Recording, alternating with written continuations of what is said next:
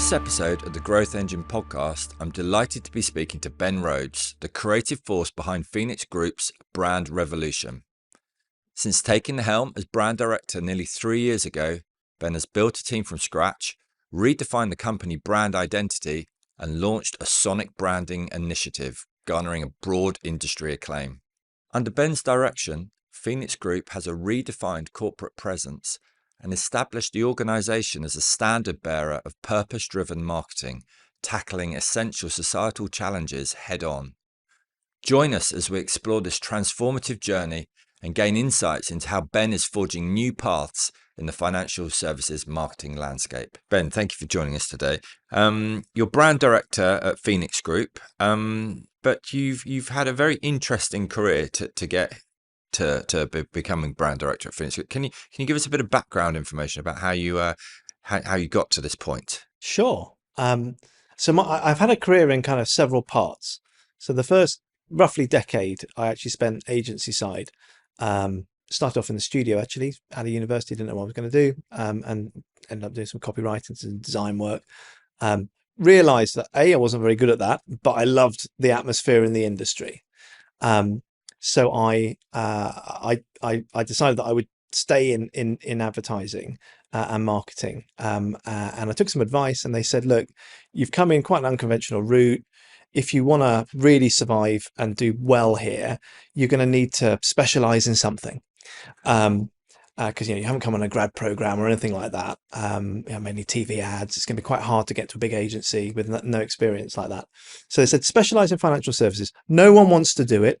Every agency has a really big financial services client. Be that person who can manage that account. Right. So I kind of, at the sort of tender age of, I don't know, 22, I went, cool, I'll give that a go. And that's exactly what I did. And I moved from a very small provincial agency up to a financial specialist agency in London, then jumped around a little bit and worked in a number of agencies, and ended up ultimately at McCann Erickson, where I spent a couple of years there, leading the JP Morgan Fleming asset management account across Europe, amongst a whole range of other sector brands as well. I ran the Microsoft account in the UK, and some work on Johnson & Johnson, a couple of franchises across Europe, for their brands, which was fabulous experience. So that was the first kind of section. Very good advice, whoever gave you that, wasn't it? It was very kind of, and it clearly worked as a strategy. Absolutely life-changing. Fabulous. Absolutely life-changing. What I would say is I really don't regret the first sort of 6 months to 9 months that I spent kind of in the production side of things. I mean, I even did a small stint at a repro house.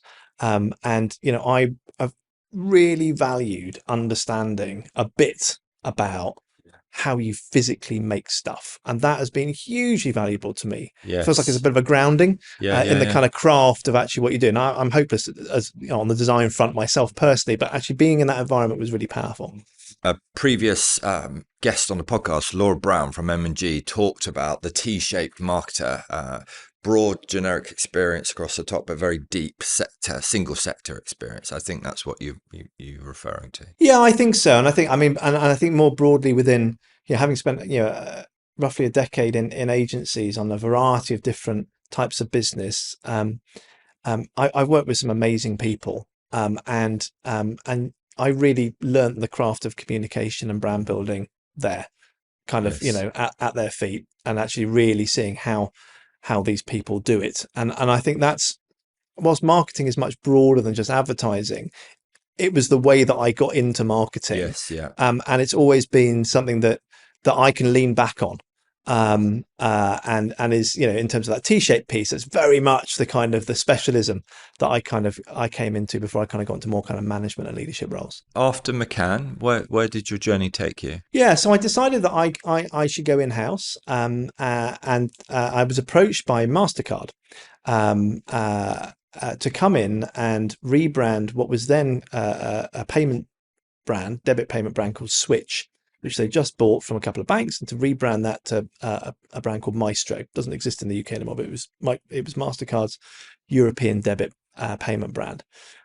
So I jumped in-house to go and do that. I was the only debit marketer in the whole of Europe for MasterCard because everything was credit based.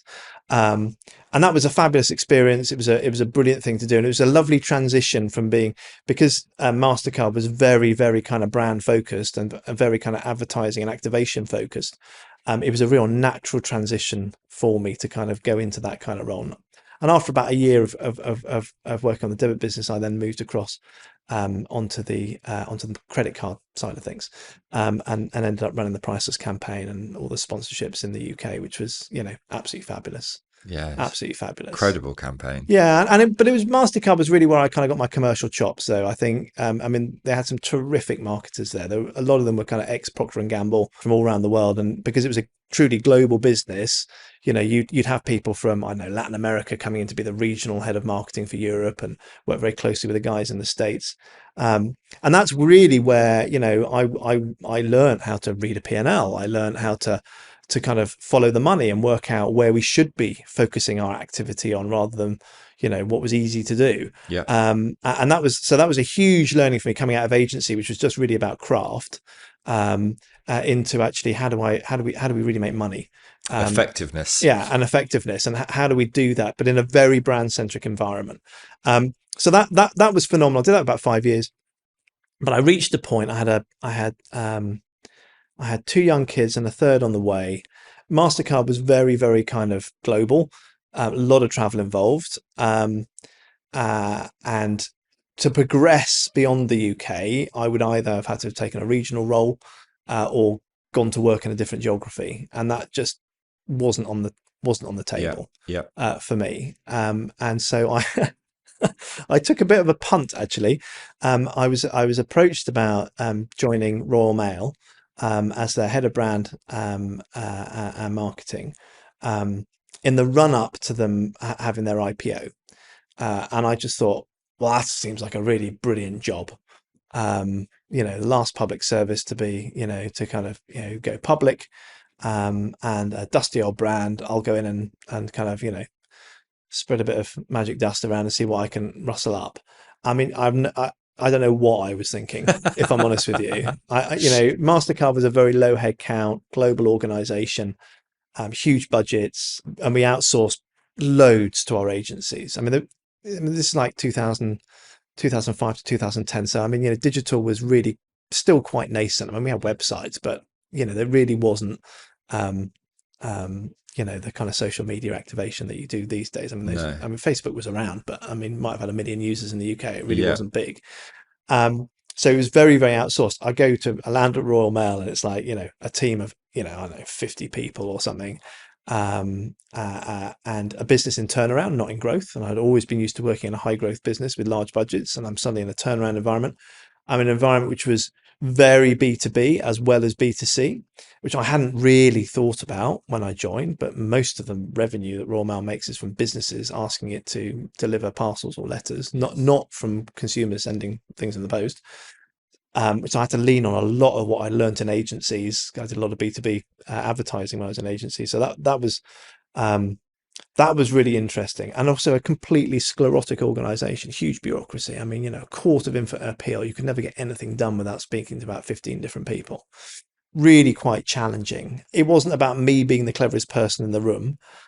It was absolutely about how do I influence and inspire huge teams of people to go out and do the right thing, in a very commercial way. Because what I found at Royal Mail, it was, when I joined, it was still a monopoly, very heavily regulated. They'd never had to sell to anyone really through marketing because everyone had to buy their products anyway. So there was very poor commercial understanding and commercial acumen. So I spent a lot of time there. I ended up being at Royal Mail for 10 years, in a variety of different roles. The last 3 as group marketing director. I ran all the marketing, all the brand building, and all of digital. Set up social media for them, just a million and one different things. Took redundancy in the middle of COVID. I'd done my 10 years. I thought that was enough. They were doing another big round of kind of cost cutting. I thought, right, that's it. I've had enough now. Because of the terms of my redundancy, I couldn't actually take any paid work for a period of time. So I had quite a lot of time on my hands. So I thought, I'm going to use this as an opportunity to work out what I want to do next. I'm not sure I really want to go into another role like I had at Royal Mail. It was I found I was quite tired after that. It was quite draining. I did lots of different things. I got involved with some startups through Oxford University. They had like an incubator there called the Foundry, and so I kind of did a bit of work with them. I worked with some charities just to kind of help them get through some stuff, and it was really interesting. I learned very quickly that I don't want to go into consultancy. The thing I miss the most actually is uh, people coming to me saying, how do I solve this? What do I do? And kind of managing a team. I really missed not having that kind of level of interaction, which I didn't appreciate when I was working No. actually. But it's only afterwards when you kind of go, oh, there's no one asking my advice for anything. That's a Yes. bit Yeah. odd. Yeah. Yeah. But I also realized I wanted to get back into kind of the things that I enjoyed the most, which were much more creative. When you go up the greasy pole and you end up in a kind of a big CMO or a big group marketing director role, like I had, you spend your life in meetings, and it's quite dry, and it can be quite soul destroying if because you become further and further and further away from the actual product Yeah. that you're creating. And I just thought, after 10 years of doing that, I don't want to do that anymore. I want to get much more back into it. So I joined GSK very briefly. I did a contract for them, helping their global brand director set up a new function as they were splitting out their consumer division. And I helped Philip kind of appoint the agency, Wolf Owens, I think it was, to kind of do the rebrand of GSK, and it allowed me, like, the most amazing fun to kind of just get back into design, and brand strategy, to a level that I hadn't done for years, and I just realised that I really enjoyed doing that. But it was never going to be a permanent gig. It was always just to go in and help Philippa set the function up. And I started. I got approached by Phoenix about this role as brand director, and it was a very long recruitment process. I mean, about 4 months. Um, uh, but I realised that this was a role that offered me the sweet spot of what I wanted. So I decided that was definitely going to be the right thing to do. So yeah, about 2.5, nearly 3 years ago, I left GSK and went into Phoenix to set up a brand function, and transform their brand. So when you say set up a brand function, was it literally setting up from scratch? Well, not quite scratch, but pretty much scratch. So Phoenix has been around for a very long time, but it had been very much a kind of, I guess, in financial, how would you describe it? A backbook consolidator. So it was a business built around merger and acquisition. It bought up closed book life funds, so defined benefit schemes, effectively old pensions, that needed to be serviced, and put them onto their digital platform, and basically made sure that those members of those schemes had secure income in their retirements from great brands from yesteryear, like Abbey Life, Britannic Assurance, Pearl Assurance, various bits of Old Mutual, and I mean, big books of business of pension schemes that those companies no longer existed, but the pensions still need to be looked after. So that's what Phoenix did. So it grew inorganically. It still is very well known in the city for M&A, and it was brilliant at buying up those businesses. So it didn't grow organically. It didn't have to win customers. It bought them, and then managed them. Um, uh, but they had made a decision about probably a year before I joined. They appointed a new chief executive, a guy called Andy Briggs, who came from Aviva, to transform the business into being an open book business as well as a closed book business, on the basis that What does that mean? Open book business was closed books. so closed book, you're buying up these bits of business where you can't market to the customers. You just manage Got their it. annuity, or their with profits, or whatever the product was that they had the previous company.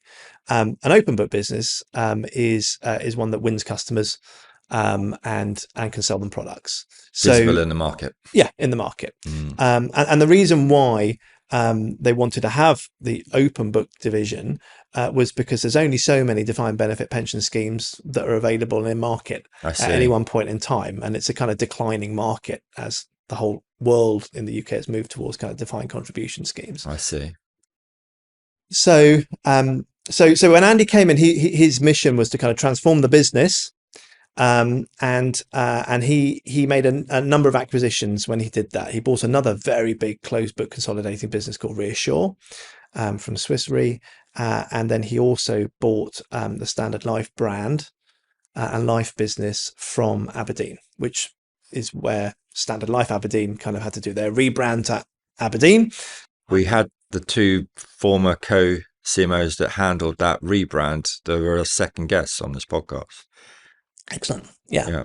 Standard Life Aberdeen had always managed, it was a key strategic partner of Phoenix Group anyway, managed an awful lot of the funds for the books of business that we had. But Andy wanted to have a growing business. And we thought, well, rather than build a brand from scratch, let's buy the Standard Life brand. It hasn't really been invested in while it's been part of Aberdeen. Let's reinvigorate it and use that as our entry to having an organically growing business alongside our inorganically growing business. So we still do M&A, but we also want to win new workplace business, for example. So this has all been going on in the background while I was going through a recruitment process. Right. And they knew that they wanted a brand director to kind of come in and kind of work out a couple of things, really. One is, what should our brand strategy be for the group? And also a couple of decisions had been made around the sort of the basic architecture of the group, which was that it was going to be a portfolio of brands. Right.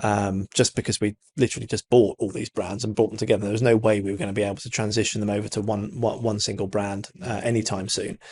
So there was always going to be a portfolio. So a key thing was, well, how do we arrange those brands to get maximum value and really achieve our enterprise strategy overall? So when I came in, there was a website manager and a social media manager that had been recruited about 2 or 3 months before I joined, and nothing else. Goodness. And so I set about trying to understand the core business strategy, and I think that's the point about brand strategy, is that it's a slave to what I would call the enterprise strategy. So what do we want to achieve as a entity, as a company? What is it that we want to achieve? And then the brand strategy is an enabler of that. So the two have got to be connected, and key to our enterprise strategy, where we want to be a purpose-led organization, because through all these acquisitions we suddenly became an enormous company. We went from 500 people to 6,000 employees. We went to being the largest UK's largest long-term savings and retirement business, with about 300 billion assets under administration. So suddenly we were just this enormous player that had a huge amount of clout if we wanted to use it. And I think the chairman and the CEO very much said, well, there's lots of problems with the pensions industry. We're the biggest by size. We should absolutely lean into that. We Take really responsibility for it. and also I think regulation pushes I think a lot of financial services businesses to be quite purpose-led, and so that was a key part of the enterprise strategy. Is that we by purpose-led, what I mean is we want to make societal change for the better, and that there's a group of stakeholders that we need to join together, because on the basis that if we are purpose-led, for example, we can, the hypothesis is, we can recruit and retain better people, we can build better products, we can be more efficient, which means we can price better and we can win more business. If we do that, we can make more money, which means that we can invest back in the business and we can keep our shareholders happy. So you kind of get a really circular strategy working that sits behind kind of being purpose-led, with each benefit building off the rest of it. That's the theory, and that's at the heart of our enterprise strategy, is being purpose-led. When I think about the brand strategy, I kind of go, right, well, that's right at the heart of it. There's other bits in our enterprise strategy around growth, around kind of resilience, and around kind of efficiency, which are really important.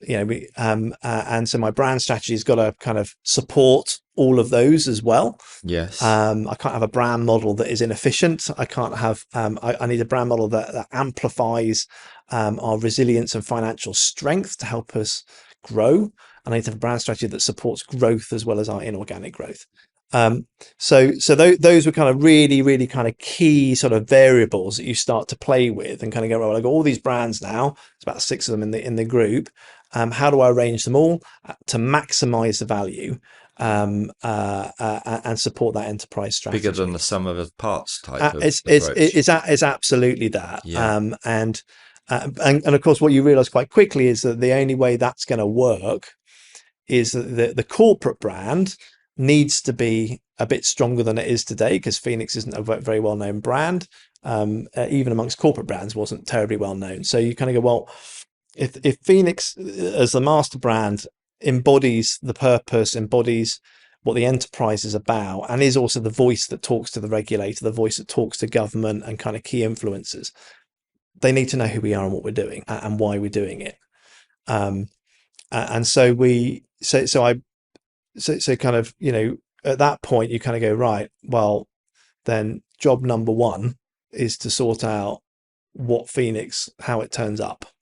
Right. What does it look like? How does it sound? You want staff to be proud of it. It needs to feel modern. It needs to, there's a whole bunch of things that you would want that corporate brand to represent so it can be a good parent. I've heard brand being described as it's what people say about you when you leave the room. Do you ascribe to that definition of Yeah, brand? I guess to a degree. I think that's cool if you are a big, well-known brand. Okay. The most important thing is being invited into the room. Right. Yeah. Right. And that is a key role of brand building, is to have that level of salience and recall that they actually say, come and talk to us. And then, once you're there, then you Salience, kind yeah. of, the taste that you leave behind, the memory, that's equally important. But where Got Phoenix it. was when I joined was You're not it being invited in the it was room. enormous, but no one knew who we Yeah. were. And then the kind of the strategy and the narrative wasn't really clear. So the job really kind of in day one was to kind of come in and go, right, well, I need to build a team that can help me do this. And also, so I need I didn't rebrand Phoenix Group, but I guess I refreshed its identity and transformed it from being this kind of backbook consolidator into being this much more purpose-led and modern company. And then in parallel, we're saying, right, what's the brand strategy overall? How do we arrange our brands? How do we create some linkage between them? Maybe we can come on to that in a bit, and I can talk you through how we did that. We spoke previously, but when you described part of the refreshment of the Phoenix brand, you talked about developing the sonic branding of Phoenix, and we've never had anyone on the podcast before that's gone through that process. So I wonder if you can elaborate on the creative process of developing a sonic brand and how that may differ from what business as usual is. So the way I want to answer that is just to kind of go back to the kind of the core design principles that sit behind the whole identity, and then how we take that into a kind of sonic kind of expression, I guess. So at the heart of when we were defining what we wanted Phoenix to be like, we ended up, and if anyone's done any kind of brand refresh or brand development, you end up in these kind of crazy meetings where you talk about a lot of adjectives. So what do you want this business to be? Yeah. And at the heart of it, we wanted the business to be expert. We wanted it to be known. We wanted it to be empathetic. By that I mean kind of quite customer focused and approachable. We wanted it to be trusted and dependable, really, really important in financial services, especially if you're running people's pensions, that you're going to be around for a bit. But we also wanted to be optimistic and progressive. So those were the 6, and so those adjectives were actually what helped us define what our purpose would be, and sit right at the core. It's what I would call the kind of the spirit of the company. And so I use those 6 words as my design principles for everything to do with the brand refresh. So whether that was creating a typeface, or whether it was the design system, the colorways, the way we use graphics, there was always this trade-off between, Are they? Do they make us come across as expert, i.e., simple, clear, easy to understand, empathetic, optimistic, etc. So I just used those, and it was a really great vernacular to have with the design team that we were working with, and as a kind of lens to kind of look at everything, Yes, yeah. and avoid, the dread of the kind of flourish, which is what happens in design world a lot. You get a lot of kind of little things that appear because they look nice, and you kind of go, yeah, but does that really help?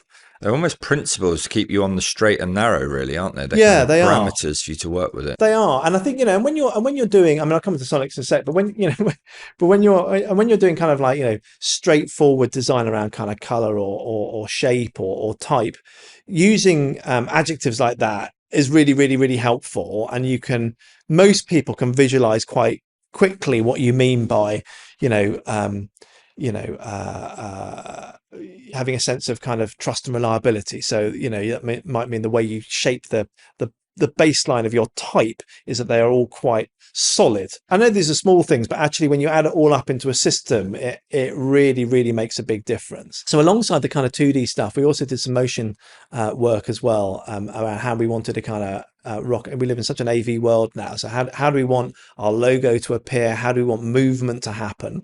And that was really interesting, because that was, for me, it was again, it was like a stepping stone into the sonics, because then you start talking about, well, how do I show kind of being kind of trusted and reliable through movement? So actually you end up going, well, actually it's just got to be really controlled, right? It's got to feel powerful, and it's got to be controlled. So when developing our identity, we've got these kind of three feathers that we use. The name's Phoenix, so the obvious analogy there. And the way the feather shapes move, so almost like a kind of wing flying, is full of control, right? And it's just you're translating those attributes into your kind of design language.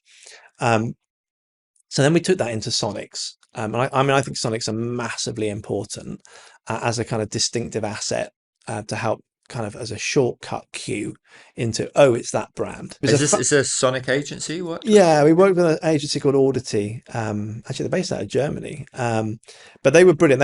It was almost like leading somebody in the dark, to be honest with you, because we hadn't done this before at all. And they had a sort of tool which they used where you could kind of, and they were kind of going, is it more like this or is it more like this?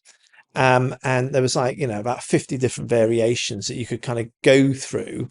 And then Wow. they kind of came back and said, look, we think you're in these kind of territories. At which point, we went, oh no, it's definitely not that. And we were able to kind of filter stuff down, and then Yeah. as we started to kind of hear examples, which was really, really helpful. Yeah. Um, we were able to kind of go to sort of define what we meant by these terms like expert and empathetic What a musically. fascinating It was process. a fascinating process, and what the really, and then when we started working with the composer, was, he basically we created a soundtrack, and then from the soundtrack you extract bits that you can then use for your sort of mnemonic logo, or for different the soundtrack is about 3 or 4 minutes long, but you'd never really play it. That's not the purpose of it. It's more about, there was 3 separate movements in it. Yeah. We created the soundtrack for Phoenix, about the flight of a phoenix. So it Right. Right. starts off slowly. It's called Rising, the first movement, and it's all about kind of taking off and getting up, right? And then you get to the kind of crescendo when you're flying at pace, and then there's a kind of landing, where the kind of diminuendo, where you kind of come down at the end. So we had all these different movements, and then with each of those movements, you have different layers that you have. So you have your kind of your base layer. So what's the rhythm? What's the bass? Kind of what's the driving force behind the music? You then have the middle layer, um, which is effectively the chords that are holding the damn thing together, and then you have the kind of leitmotif, the melody that sits on top. And so each of those have got different roles to play when you're creating something. I mean, it was a fabulous experience to kind of Wow. go through. Forgive me if I got this wrong, but it feels like the output that you end up with is almost a kit of parts that you can utilize in different ways. Is that Yeah, fair? I think that's true, because I think where we ended up is we ended up with this kind of core soundtrack, and we said, oh, that's brilliant, that's fine, but now what's the really revved up version of it? and then what's the really pared back version of it. Yeah. And then because you've got these three different movements, you've got these different layers happening. You've then got different kind of levels of intensity, and so we built a tool which we could use, and the guys use it internally quite a lot, where they can effectively go, right, we want this bass part from this movement and this level of intensity, and we're going to put this leitmotif on it from over here. So you can effectively create it yourself. That it's a really, really powerful way of being able to hold things together, especially when you're doing a lot of videos and all the rest of it, where you've got kind of soundtracks, to not constantly recreate the sonic, but to actually have something that It's almost like a variation, is it? it's a Or variation. Yeah, yeah, it's a variation. So like the leitmotif holds it together, and also we've got a couple of um, distinctive elements within the way the soundtrack works, yeah, which are very Phoenix. And yes, yes, obviously internally, everyone, poor souls, know it now because yeah. on every corporate video or whatever that they are exposed to it. But it's yeah, it was a fabulous experience. Really enjoyed doing it, and it's been I think it's very distinctive for us, and it also just projects us a bit beyond a kind of boring life and pensions company. It's classic Ehrenberg Bass, distinctive asset. It's not an asset that every brand or business has. I don't think there are not that many well-known sonic brands. I'm interested in just in your thoughts on this. Do you think that in order to gain benefits of a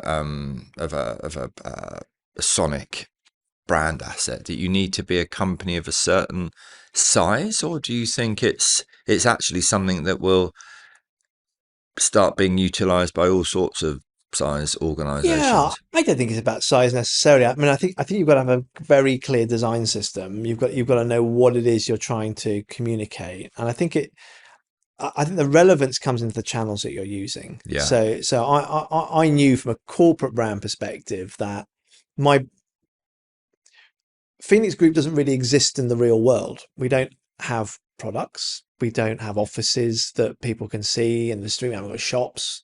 So we're very much going to live in the minds of people and through pretty much digital channels these days. And you previously mentioned the importance of audiovisual Yeah, aspect. and so therefore AV becomes massively important, and your identity becomes massively important because people are going to hear you as much as they're going to see you. Yes. And so Increasingly more so. yeah, so I thought, you know what, this is probably especially as we've got very low awareness. So I want to build some distinctive assets that can be very consistent and managed over time.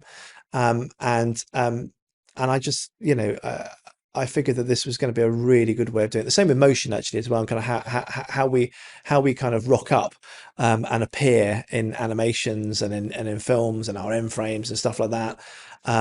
It's really I think that if you can get a design system working really well, it becomes very distinctive very quickly, and people don't need to see the logo to know that, oh, it's No, that no. brand. Fabulous.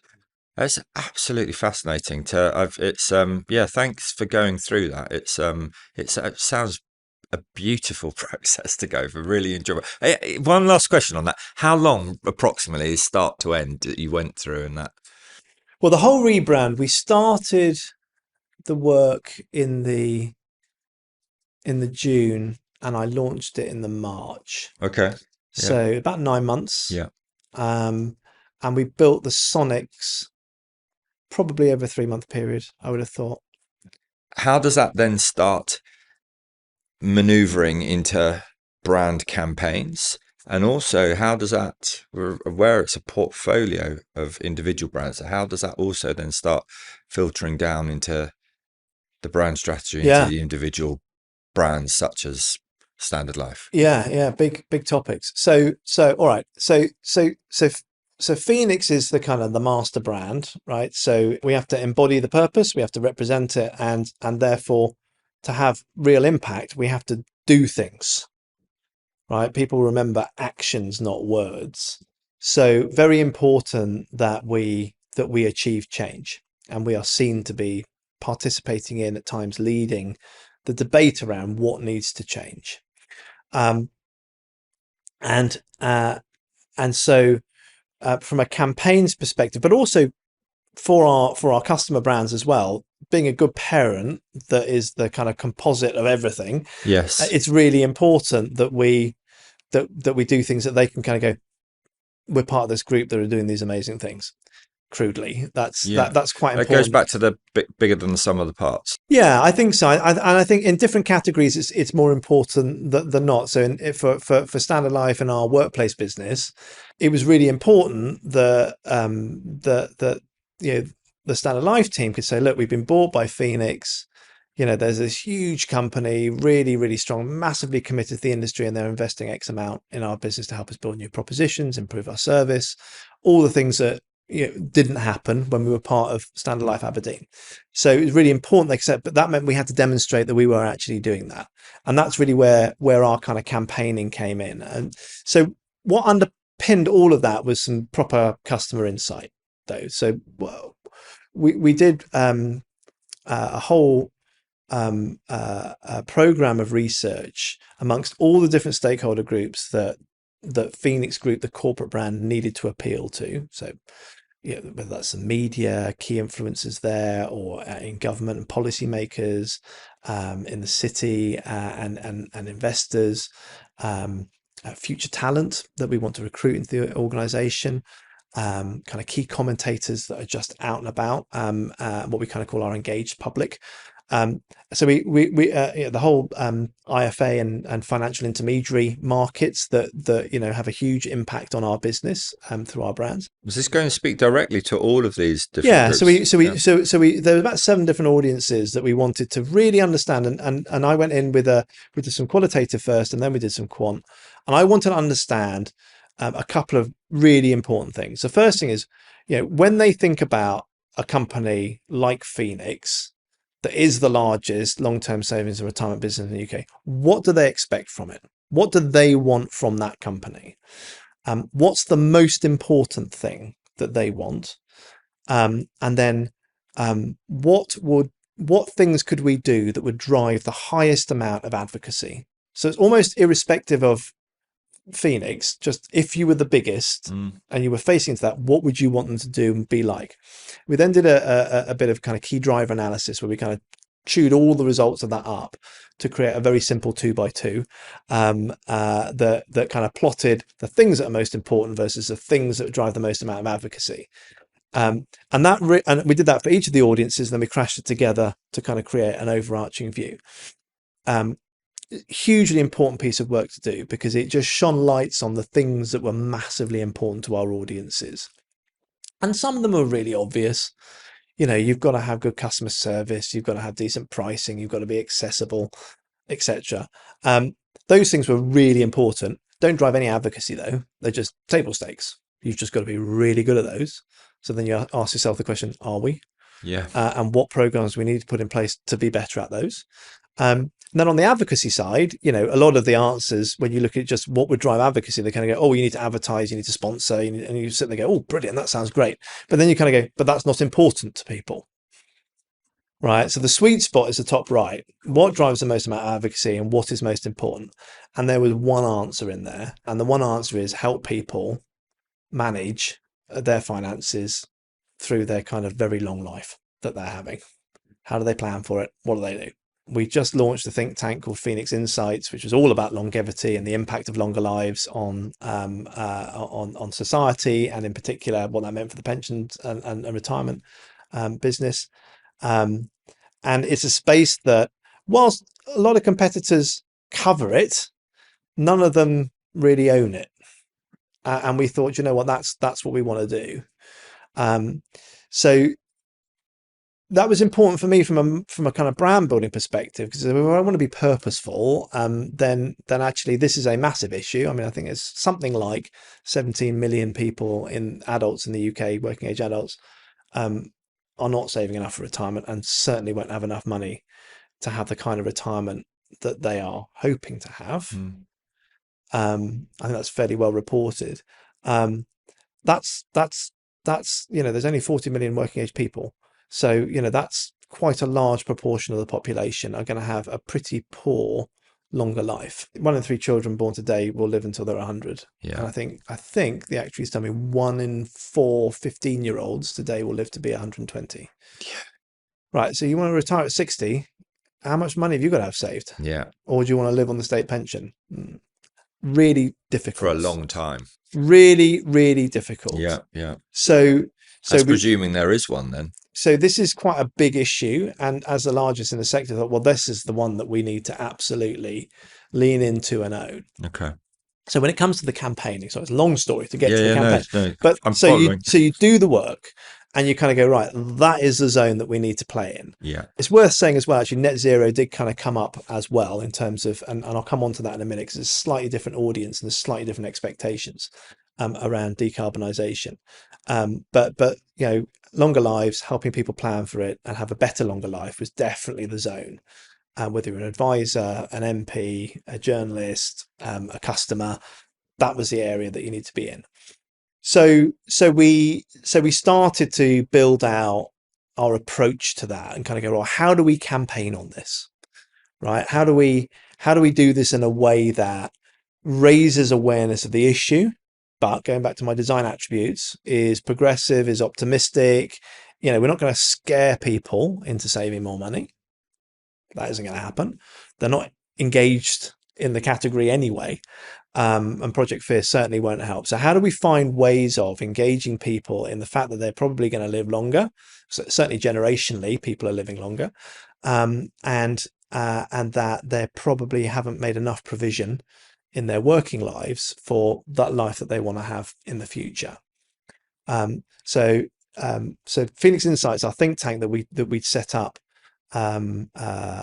just after I joined, had started to do quite a lot of research into this area, and a lot of message testing actually as well, to kind of work out how do you engage people in something they're really not interested in, and how do you do it in a way that inspires them rather than terrifies them. And so we started to kind of build out a communications program, which we've executed over the last couple of years. And I suppose the bit about so the works in parallel to this is my view is that we will grow our reputation and our brand strength through talking about these issues and campaigning on effectively our purpose. Now that's not every brand can do that. A corporate brand certainly can. It's quite important, certainly in the B2B space and in other categories, to be seen as being quite purposeful, values-led, good people I want to do business with. Much more important in some categories than others. But it really, really works for us because it allows us to demonstrate what we're doing, the impact that we're making, which then should strengthen people's trust in us and advocacy of us and the kind of things that you want from your kind of brand KPIs. After rebranding the business, so in 2022, we launched our first campaign, largely to our kind of more specialist audiences,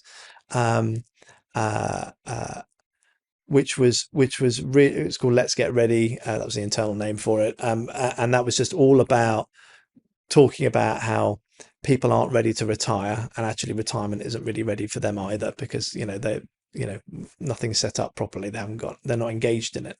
That was really that worked really well. It certainly helped put us on the radar with a lot of the audiences that we wanted to. But then in 2023, we said, right, well, that was great, but what we really need to do is kind of go out to a much broader audience now. We've kind of done some testing effectively. We want to go to a broader audience.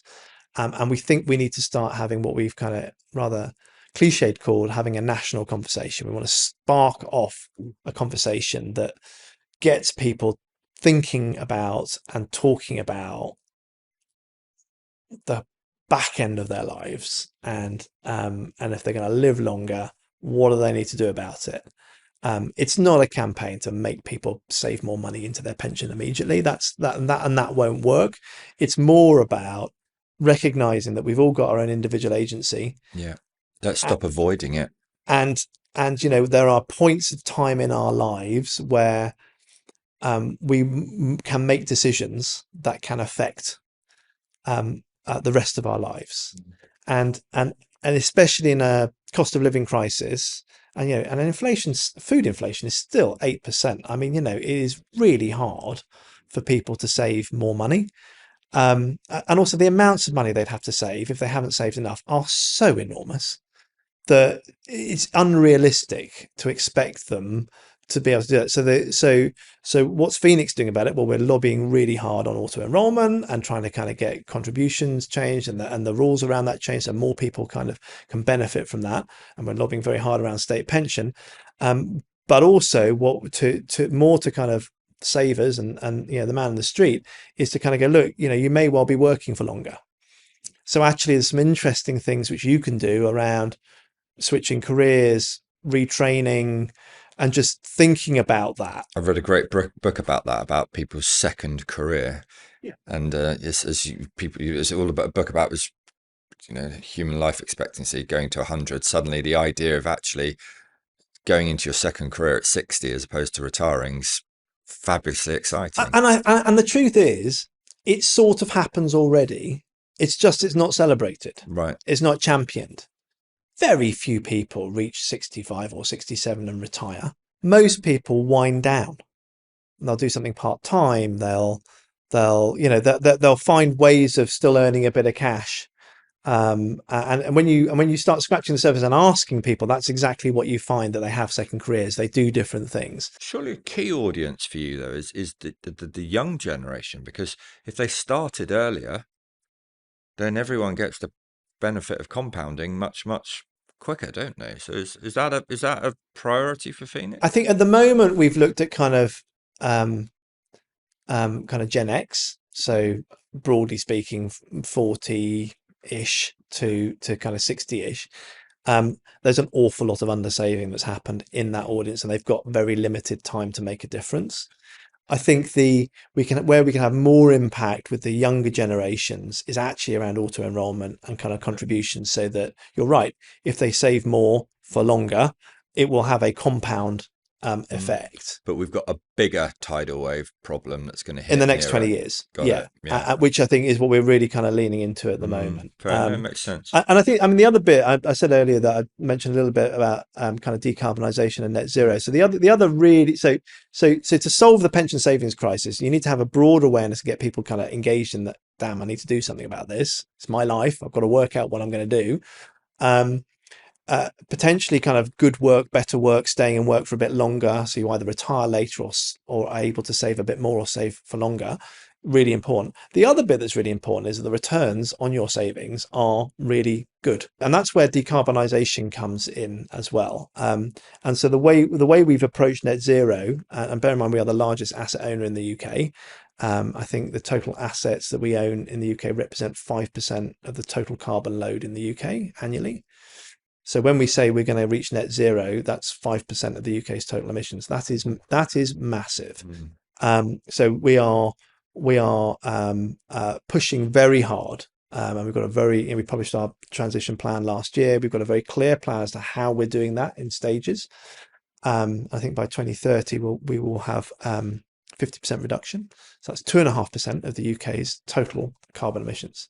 But the point around decarbonisation is it's not just about saving the world. It's also, we have a huge fiduciary responsibility, but we also see risk in not decarbonising in a slowly heating world. And we think there are tons of opportunities to make great investments that will deliver brilliant returns in a sustainable way for our savers. So that's the other bit of this kind of jigsaw. Yes. Is making sure that in the real guts of the organization, in that kind of asset management side, when we're looking after people's pension funds, that we're doing it in a way that is both responsible, but also make sure they get the best returns that we can for them. So that's really important part of the kind of overall equation as well. And that's a lot of the conversations we have with government. The influence we want to have is around creating the right frameworks for us to be able to do that as well. That's part of a huge part of the kind of advocacy work that we do as well. They're both enormous purpose-led missions, aren't they? And weaving them together, and then I guess the last part of the jigsaw is how they then weave down into the individual brands. And you mentioned to me before about your concept of Well, I'll let you describe it. You know exactly what I'm going to say. So when we looked at the brand strategy, and there's broadly speaking, there's sort of four brand architecture options that you can have. And I mean, there's variations, but there's four kind of key archetypes that you can have. You can either have a kind of monolithic brand architecture. I worked at Rawmel. That was it. I mean, it did have Parcel Force, which was quite small, but it was predominantly one great big brand. So you either go monolithic, you kind of have a kind of sub brand architecture, a bit like Virgin is probably a good way of doing that. So lots of franchises that all are Virgin Trains, Virgin Money, Virgin this, Virgin that. You can have an endorser brand strategy where you have kind of, here is this individual customer brand, but it is part of this bigger group. Or you can have a kind of prolific strategy, which you tend to get in FMCG, where you have hundreds of brands, but they're not connected together at all. When we looked at our brand strategy and our enterprise strategy, and go, right, what are we going to do here? In an endorsed brand strategy felt like the right thing for us to do. We weren't going to transition everything over to Standard Life and rebrand as that, or rebrand everything as Phoenix. That didn't seem that was desirable. It was also very, very, very, very expensive, and would take an exceedingly long time to do it. Yes, yeah. Could work out the costs, but working out the benefits was really quite hard, actually. And we didn't want to be at the other end of the spectrum. We didn't want to have a whole series of independent brands, because we wanted to have a single employer brand, so everyone knew who they worked for, that was purpose-led and was doing brilliant things. We thought that was much more important than having individual brands that recruited to them with different terms and conditions and stuff like that, which is much more efficient and effective to kind of do it under one brand. And also, there's 12 million customers within Phoenix Group across all of our brands, and a degree of connectivity between them effectively gives us customer access so that we can cross-sell. Yeah. So an endorsed brand strategy is really there to kind of have that kind of connective tissue between the brands, so you're able to introduce brands to each other, which we thought was much more sensible than having everything completely independent and then trying to work out how on earth we're going to cross-sell, given that we had all these customers already. Enormous commercial benefits, but also tying into the benefits from the purpose-driven objectives of the business as well. So once we landed on, we're going to have this endorsed brand strategy. So it's going to be Standard Life, part of Phoenix Group, Sun Life, part of Phoenix Group, and the same for Reassure, the same for Phoenix Life. Just having a kind of a line under a logo, has fairly weak effects. That's not going to be enough. There needs to be much more of the kind of master brand infusing itself into those brands. So we came up with the concept of the kind of the brand tuning fork. So you have at the bottom, you have Phoenix, and that has, and that represents the kind of the spirit and the purpose and the values of the organization. And you move up that tuning fork into the different brands. They take those bits of DNA and they translate them into their market. And sometimes brands get this wrong. I think Unilever have been criticised for getting this wrong with purpose-led mayonnaise. I don't need Standard Life to kind of position itself in the same way that Phoenix Group is, but I do need it to be resonant with what it is that we're doing. I want to give them the flexibility so that they can win in their market, but that there is a golden thread between how they behave, how they show up, how they the propositions, the service quality that links back to our central purpose as an organization. The same for Sun Life, which is in the protection market, quite different. I may have got this wrong, forgive me if I have, but the 6 elements that you used in the original branding the attributes. the attributes which were guiding you, are these the sort of how those attributes is how each individual brand should also fit into those? But they'll mean slightly different things for them depending on the market that they're servicing. Yeah, makes complete sense. So they're not sub-brands, right? I want them to have the flexibility to be able to win in their market and be able to kind of, pivot the way they need to. But there are a set of ground rules around kind of, because we are a purpose-led organization with these values and these attributes. And so that's really important that gets embedded in their propositions, in their positioning, and when you add it all up and you line all the brands next door to them, you kind of go, yeah, this is coherent now. This kind of works. And also what we start to do through that program is introduce our family of brands. So that we can introduce Standard Life to Phoenix Life or Reassure customers through our kind of CRM programs and all the rest of it. And that's again really important commercially that we're able to do that. But each of those brands can leverage where it's valuable to them, what the master brand is doing around purpose or around sustainability and kind of climate change. It's not mandatory. If it's not valuable to them, don't leverage it. But if it is, if it really helps you, so say in a B2B environment, for Standard Life, where they know they're going to be selling to, I don't know, master trusts and trustees and through employee benefit consultants. If it's important to them for prospects that are kind of horizon scanning and just thinking about change, it's probably important that Phoenix turns up where those people are getting their information and talks about the things that we're doing to kind of really improve the industry and kind of our financial strength and all those bits. That's probably quite important, so that when they go, oh yeah, Stan Life's part of them, oh, we'll have them on Yes. the Yeah. pitch list. Do you know what I mean? Yeah. Get it. There's real value to be had in Mm. that, which Standard Life is not a PLC. It wouldn't be able to do that on its own.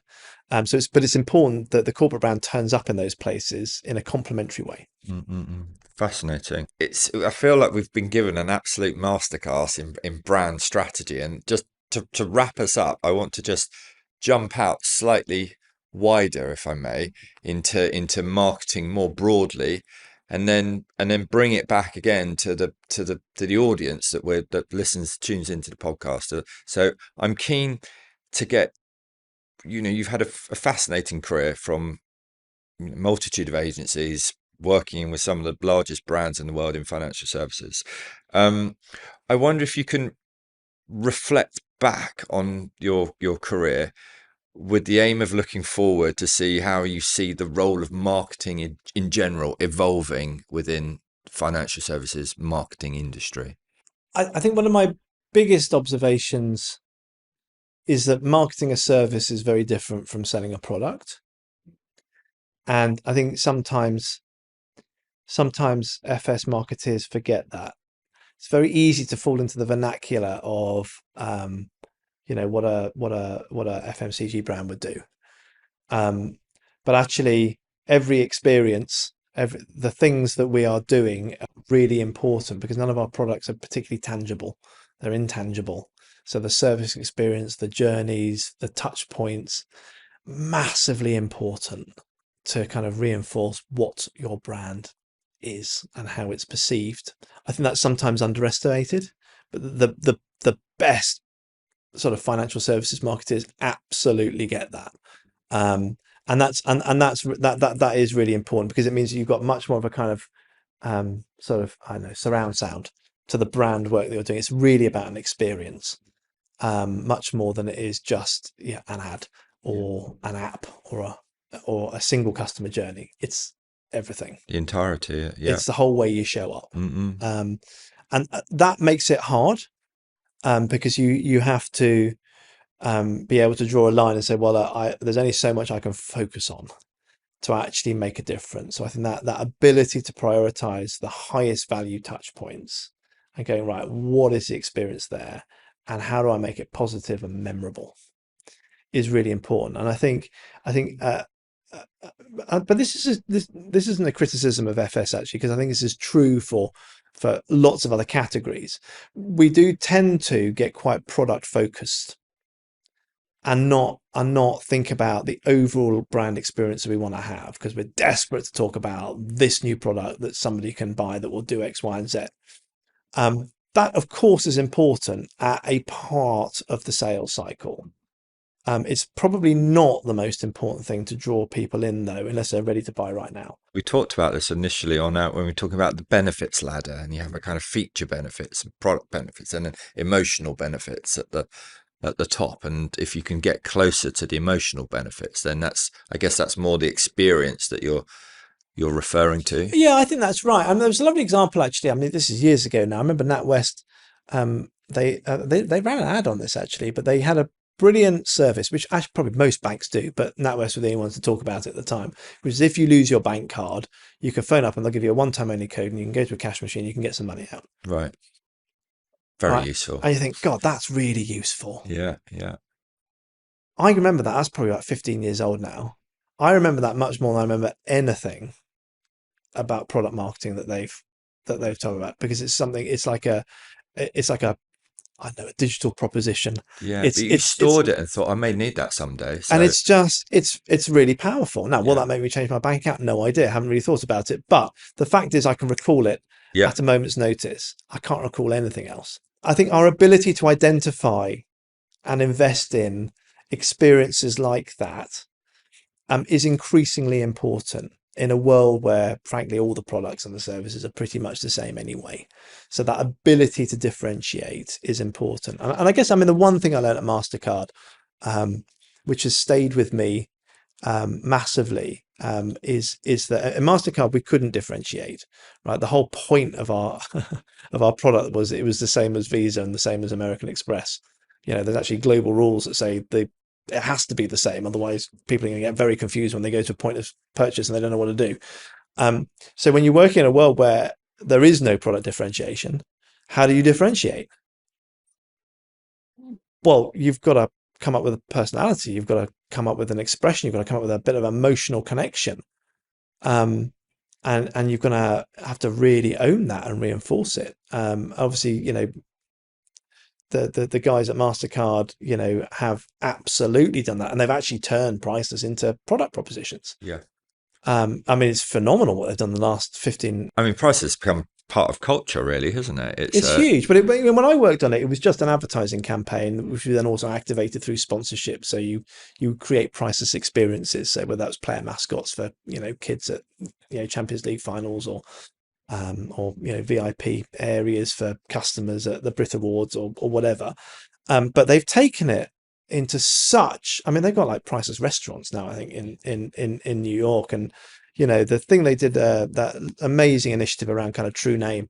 I mean, just think about that from a kind of identity and fraud protection basis, to create a payment vehicle if you are transgender, so that you can have your true name on your card, but actually relates to a different identity and bank account. I mean, just get your head around that. It's an extraordinary thing. I mean, it's a, you know, a brilliant thing to have done, and truly priceless for those people. But just the amount of hard work they must have gone into doing that around kind of identity verification and security and all the rest of it must be phenomenal. Yeah. But yeah, that's just I think, I mean, they are a bit of an outlier in terms of how they've done that. But I think the point is that you have to find points of distinctiveness, and so that you can really, you know, when you can't differentiate from a product perspective, that you can be remembered and recalled and salient in that moment. And I think there's a lot of work to do there. Yeah, there's a lot of work to do there. It's not just true of financial services, but I think in a services world where you haven't got a product on a shelf, and increasingly there aren't places on the high street that you can go. You just lives in a digital world. There's a huge amount that has to be done there. Thank you so much for giving and sharing some of your wisdom built up over the years. I mean, that is an absolute masterclass in brand. So yeah, very, very grateful. I've learned an enormous amount, and I'm sure everyone listening or watching will have done as well. So thank you for being so generous. Oh, it's been a real pleasure chatting to you. Thank you for listening today to The Growth Engine. If you enjoyed this episode and like to hear more, please do subscribe wherever you get your podcasts from, and follow us on LinkedIn for regular updates, or on hubagency.co.uk. Thank you, and see you next time.